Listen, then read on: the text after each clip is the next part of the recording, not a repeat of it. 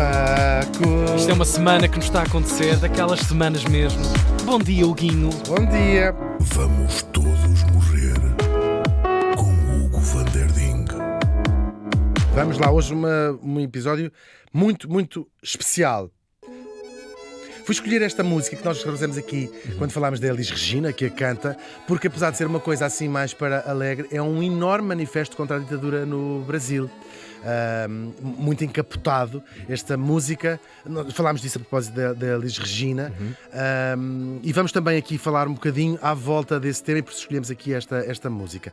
Estávamos neste dia, claro, 2018, e morria no Rio de Janeiro aos 38 anos 38 anos apenas. Falamos da ativista e política brasileira Marielle Franco. A Marielle nasceu em 1979, também no Rio de Janeiro, na favela do Complexo da Maré, que é uma das muitas favelas do Rio de Janeiro, claro. E o que são as favelas? Vamos falar disso um bocadinho. Claro, desde sempre que as pessoas mais pobres vivem em todo o lado em condições miseráveis.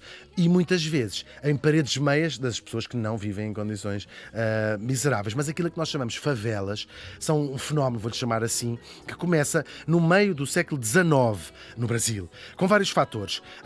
A abolição da escravatura, a decadência da produção do café, que empregava milhares de pessoas. Tanta gente sem rendimento, sem. Sim, como aconteceu na América. Okay. Acabas com a escravatura, mas crias um problema gigante. O que é que estas pessoas vão fazer? Vão fazer, claro. Também a industrialização, tudo isto que cortou com empregos, Claro, que as pessoas escravizadas Não há tinham. empregos, não há rendimentos, Não há, fome, claro. rua. Isto são milhões de pessoas sem trabalhos nas zonas rurais, que começam um êxodo gigante que dura Para as 100 cidades. anos. Sim, se dura 150 anos, se quiseres. Bem, 100 anos, vou dizer aqui 100 anos, sim. Até às cidades, às grandes cidades, em busca da sobrevivência básica. Todas as grandes cidades do Brasil receberam estas pessoas, mas sobretudo o Rio, que lembro, era a capital até à construção do Brasil, já nos anos 60. Vieram negros, mas também vieram muitos descendentes de portugueses. As pessoas que eram mais pobres, os descendentes de portugueses que eram pessoas mais pobres, portanto, não têm que ir para fazer nada no sertão, onde seja, e lá foram eles. E foram ocupando inicialmente, porque não foram logo os milhões todos, não é? Foram chegando. Os cortiços. O que são cortiços? Que é uma palavra que às vezes nós ouvimos nas novelas e isso tudo. São casas grandes, abandonadas, que eram ocupadas por muitas famílias, em condições terríveis. Em cada família, às vezes, imagina, 6, 7, 8 pessoas em cada divisãozinha, e partilham depois a antiga cozinha da casa, a antiga casa de banho, e lá viver aquilo, claro, muito decrépito, de cair, e é assim. Só que foi chegando cada vez mais gente. Insustentável. Os cortiços já não serviam para nada, não eram suficiente. E essas pessoas foram construindo os seus barracos no espaço que podiam, no espaço livre que havia. À volta desse lugar central. Sim, à volta desse lugar central. Claro, por acaso é engraçado teres dito isso, porque em muitas das cidades, quase todas as cidades brasileiras grandes têm favelas. Nós é que associamos às do Rio de Janeiro, que são de facto as mais famosas. Claro, e a maior parte das cidades, quando tens espaço, constroem-se nos arredores, ou em cidades planas, constroem-se nos arredores. Lisboa também teve as suas favelas, sim, chamámos os bairros de lata, mas eram a mesma realidade. Aqui isto começa bem mais antigo.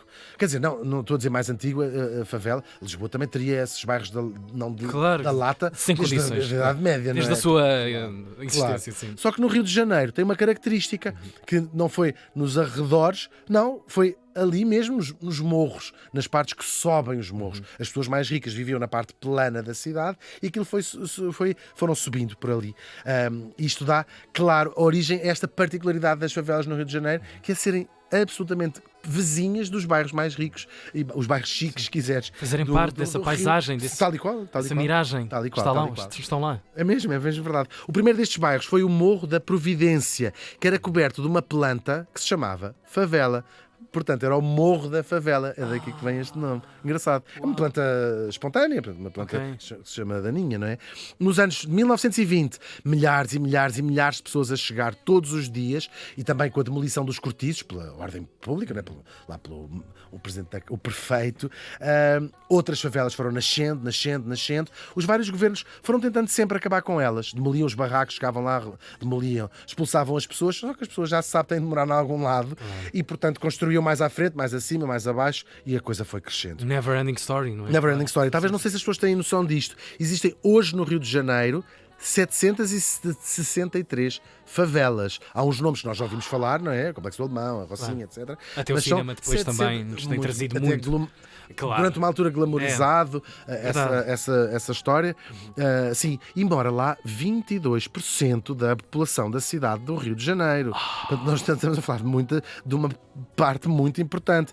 Claro, no nosso imaginário, as favelas são um ninho de criminosos, é o território dos traficantes, só que 22% da população do Rio de Janeiro são quase 1,5 milhão de pessoas. Não, como calculam, não são todos traficantes. Não há tantas noites, sábado à noite, tanto traficante, acho eu.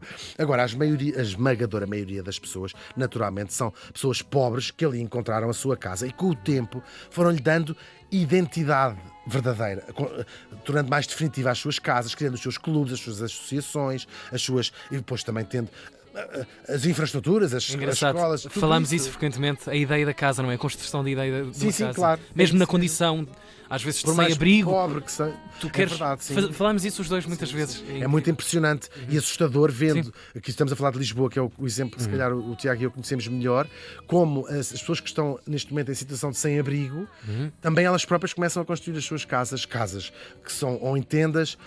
O que assusta no sentido, bem, por um lado, diz assim, bem, pelo menos estão mais abrigados, mas por outro lado, parece que há qualquer coisa de tornar-se definitivo que não deixa de ser triste e de nos preocupar a todos.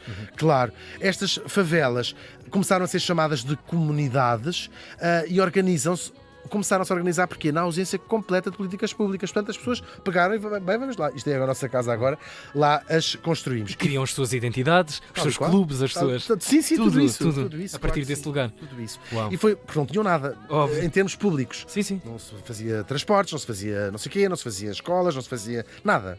E, portanto, esse vazio de políticas públicas é que permitiu que, é verdade, a partir dos anos de 1970 e 80, o tráfico se tenha instalado nas favelas. Claro, o crime faz parte da vida das comunidades, nós sabemos, mas as vítimas são também as outras pessoas que lá vivem. Claro. E assim, ao longo dos anos, mas sobretudo a partir dos anos 90, do século XX, claro, têm existido muitas tentativas de pacificar as comunidades das maneiras que já vamos ver a seguir. E com um enorme estigma social em relação às pessoas que vivem nas favelas. Eu li uma vez uma frase, nunca mais esqueci, que dizia assim: primeiro condenam-nos à favela e depois chamam-nos favelados, que é muito...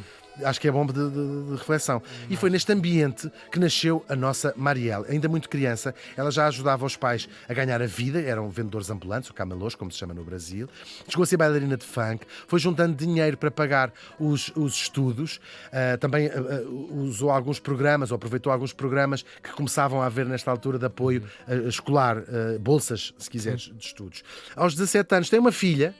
E depois, aos 18, há um acontecimento que lhe muda de facto a cabeça. A morte de uma amiga que vai fazê-la abraçar o ativismo contra a violência policial. A amiga que tinha sido morta pela polícia. Ela estudou, com as tais bolsas, Ciências Sociais na universidade e fez o seu mestrado com a tese UPP, a redução da favela a 3 letras, que é uma análise da política de segurança pública no Estado do Rio de Janeiro. O UPP é o quê? Unidade de Polícia Pacificadora, que tentou controlar as comunidades que tinham sido tomadas pelos traficantes. Foi um fracasso absoluto. Nós víamos imagens disto. Lembra-me disso, não é? Entrar nas favelas. Morte, aquelas. Direito, sim, nós sabemos isso. Foi um fracasso, não resultou. E pelo meio ficou acusações gravíssimas de abuso da força, da aleatoriedade nas prisões, a enorme corrupção. Há filmes, nós vemos essas histórias, não é? A tortura, enfim.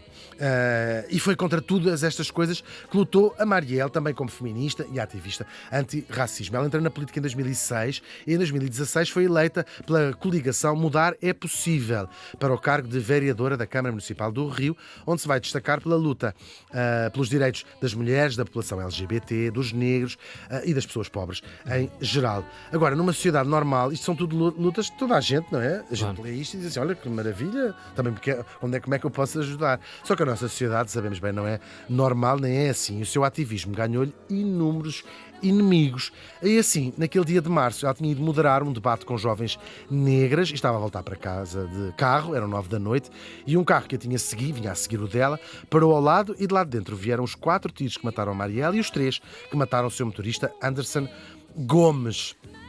O que quem a mandou matar e quem a matou não fazia ideia É da enorme, gigante repercussão nacional certeza. e internacional que teve este assassinato. Os políticos do Brasil e do mundo condenaram este crime, enquanto a extrema-direita brasileira tentou associar a Marielle aos traficantes de droga, das redes sociais. Faziam posts, dizer assim, ela defendia os traficantes, defendia os criminosos. Toda uma campanha organizada contra. Sim, muito facilmente contraposta. Os tribunais acabaram por obrigar a tirar estes posts. Havia próprios polícias que eram também às vezes vítimas da violência, quem ela se manifestava contra o contrário. Ao contrário, o claro. o uso de Também violência eles contra a vítimas. polícia, sim, Sim. portanto, facilmente desmontável. O processo judicial foi muito complexo e envolto em muitas polémicas. Foi gente presa, está gente presa. Agora, os nomes destas pessoas, para o bem ou para o mal, inevitavelmente serão esquecidos mais cedo ou mais tarde, não é? Já o nome da Marielle está imortalizado em auditórios de universidades, em escolas, num jardim em Paris, em prémios, documentários, músicas, placas. Tem uma estátua no Rio de Janeiro. A cidade que hoje, neste dia que estamos, comemora o dia Marielle Franco. O dia contra o genocídio das mulheres negras. É esse o dia que se comemora. Agora, a sua morte não foi uma originalidade. A história está cheia de pessoas a quem nós vulgarmente chamamos mártires, penso que é a palavra que se pode usar, que pagaram com a sua própria vida por lutas que, em retrospectiva, nos vão parecer sempre justas. E quem os mata, mais do que esta ou aquela pessoa, é o ódio, verdadeiramente. E o ódio, temos todos de continuar a acreditar, perde sempre no fim. A Marielle Franco morreu faz hoje 6 anos.